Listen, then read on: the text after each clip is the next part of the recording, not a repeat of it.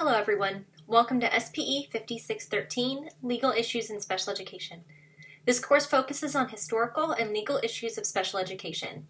Through an in-depth study of state and federal laws, you will have the opportunity to engage in activities that examine the legal implications of special education.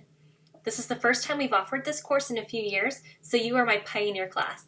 If at any time as we navigate this course together, you need help with the content or with navigating the course, please email me as soon as you can. Also, if you ever have any suggestions for how I can make this class better, I'd love to hear them. This is a 3-credit course that has been designed specifically for the summer. There's a lot of content to cover, but I've tried to keep the content and the course tasks evenly distributed among the 4 weeks we have together. Still, you can expect to spend 15 to 20 hours per week engaging with the content and completing assignments for this course. You can do it. I incorporate a variety of learning opportunities, including textbook readings, journal articles, websites, blogs, and videos. Assignments include discussion posts, case briefings, quizzes, an internet scavenger hunt, a PowerPoint about special education law in your state, and a final reflection. I'm really excited with the way this course has shaped up, and I really hope you love it. So let me hit on a few key points about this course. First, assignments are due by 11:59 p.m. on the due date listed in the syllabus. You get 1 free absence in this course. This means you can submit 1 assignment up to 2 days late. The next assignment you submit after the due date will drop your final letter grade by 1 letter. That means if you turn in one of your first assignments, the Internet Scavenger Hunt, on July 19th, 2 days late, there is no penalty. However, if you then turn in your first case briefing discussion post, which is due July 24th at 11:59 p.m., on July 25th, the highest grade you can earn in the course is now a B. If you turn in another late assignment, the highest grade you can get is a C. Because this is an online course, I highly recommend you do not wait until the very last minute to submit your assignment. Technology is not always 100% reliable and is not an acceptable excuse for submitting assignments late. Now, on to the fun stuff. Let's talk about Blackboard. When you log into the course, you'll see that the first page you come to is announcements. Check this often. This will be my primary communication to you as a class as a whole. If you click on Instructor Info, you'll see my contact information. Email me with any questions or concerns you have. I'll be checking my email often, more often than not daily.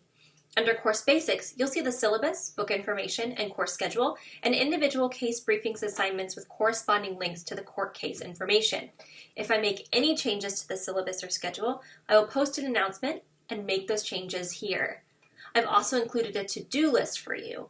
Each Thursday, I will update this to-do list with the assigned task for the upcoming week. Then, you have links for each week of this summer semester. You'll notice that each week starts on a Thursday because this 4-week semester starts in the middle of a week. If you click on the link for week 1, you'll find the unit modules, discussion boards, assignments, and quizzes on this page. If you've had any of my past online courses, this is a little bit different from how I typically organize my courses.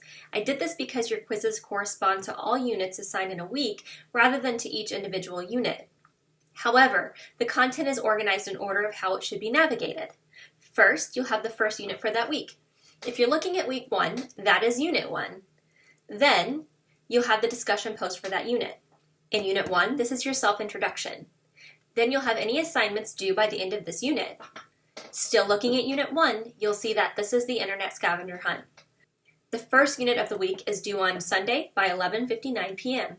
After you finish the first unit of the week, you'll move on to the second unit. In the case of week 1, the unit 2 module covers the law and education. After completing this module, you'll respond to 2 of your peers who have introduced themselves. Then, you'll complete the quiz for week 1. You can work on this quiz as you navigate the modules, as I've not set any time limits. Simply save your work and return to it later. Just don't forget to submit it when you're done. Finally, the students who are assigned case briefings that correspond to Unit 2 court cases will complete these briefings. The students who were not assigned briefings for this unit are finished once you've completed your discussion responses and quiz. Next week, you'll start all over again, working through the weekly items from top to bottom. Unit 3 covers disability law, and Unit 4 covers free and appropriate public education. During week 3, you'll learn about legal issues that apply to the special education process and least restrictive environment. Finally, you'll end the course learning about procedural safeguards, discipline for students with disabilities, and additional legal issues such as bullying, response to intervention, educational records, and student liability. You'll notice that each unit has assigned textbook chapter readings, journal article readings, websites, and videos. The unique aspect of this course is you'll also be assigned your peers' case briefings as course readings so that you're prepared for the discussion surrounding those cases. It is important that you engage with all of the content. If you do not, you will not be achieving all of the course objectives. The textbook does not cover everything you need to learn in this course. As an undergraduate student, textbooks are often enough. However, you're graduate students. At this level, you're getting deeper into the field of special education. You're becoming experts in the field. That means accessing different sources. The journal articles and case briefings are assigned because they provide information related to legal issues in special education. Your assigned textbook is an ebook and contains wonderful videos that will help you to internalize this content. The videos and those websites and videos I assign are there for those of you who need more than text to learn. They make the course more interesting and applicable to your careers. It is one thing to talk about oppression of individuals with disabilities and another to see it. Also on the left-hand menu on your Blackboard is a link titled Case Briefings. This link will take you to the Case Briefings wikis. You'll see that each unit is assigned its own wiki. If you click on a unit wiki, you are led to a front page that lists cases assigned in that unit, which are linked to individual case wiki pages. This is where you will complete your assigned case briefing and access the briefings written by your peers. The discussion board link will lead you to the introduction post, a frequently asked questions discussion board, and case briefings discussion boards. The course reflection will take you to a blog where you will reflect on your experience and knowledge gained in this course. If you click on My Grades, you'll be able to see your grades and any corresponding rubrics and scores you obtained on those rubrics.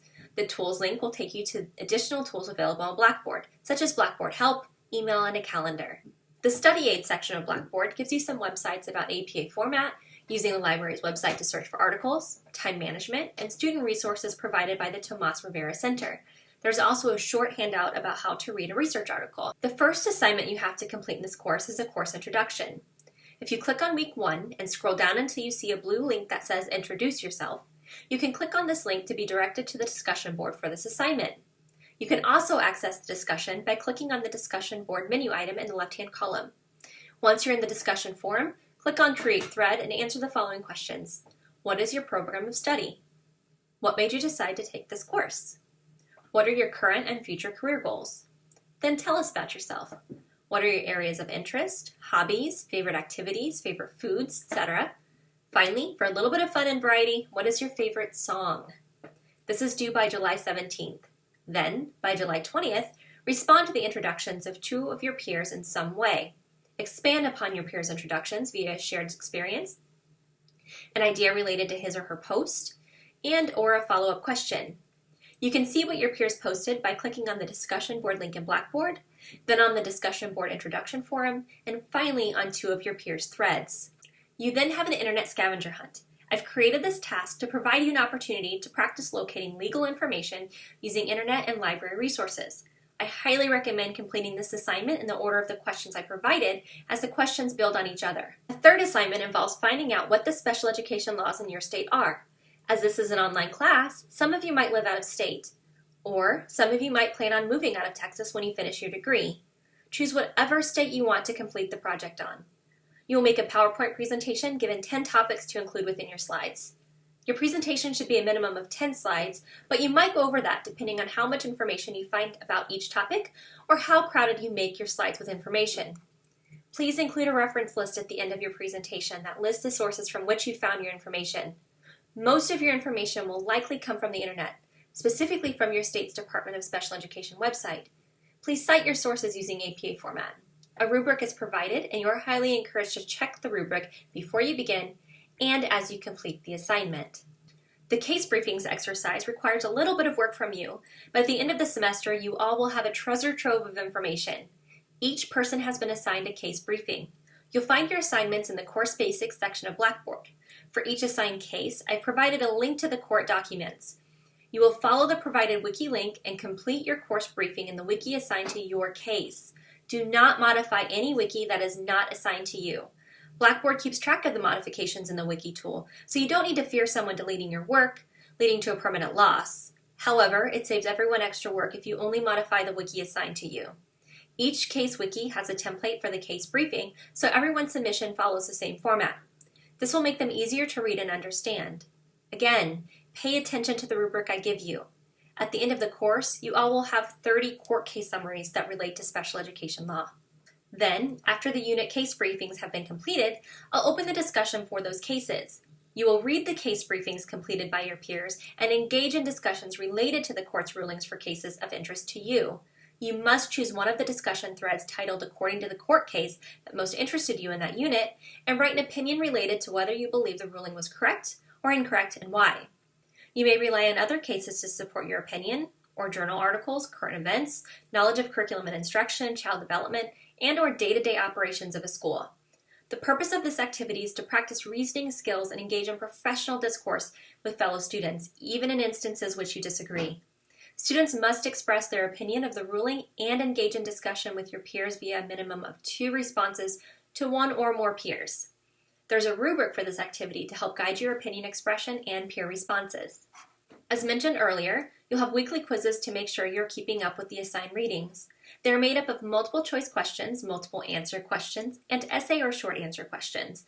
There is no time limit for these quizzes, so you're welcome to complete them as you navigate course content. The quiz questions are in order according to unit. Finally, you will complete a 1-page reflection via the Blackboard blog tool to summarize your experiences this semester. Specifically, you will reflect on your perceptions regarding course content. You should document your learning and growth as a result of participating in this course and completing assignments, readings, and other activities. Guidelines for this activity will be provided later in the semester. I've not fully hashed out this task, so please bear with me. I'm still putting the finishing touches on this course. Also, I will be offering extra credit opportunities, so watch the announcements for this. Your syllabus contains a course schedule in the final pages. Read your syllabus and pay close attention to this course schedule. If something unexpected comes up during the summer session, please contact me as soon as possible. I can't work with you if I don't know what's going on. If you have any questions at any time, please do not hesitate to email me. If the question cannot be answered over email, or you feel a meeting with me would be more helpful, we can arrange to meet in my office on main campus, online via Blackboard Collaborate, or even over the phone. Again, welcome to SPE 5613, and I'm so glad you're with me this semester. For some of you, again,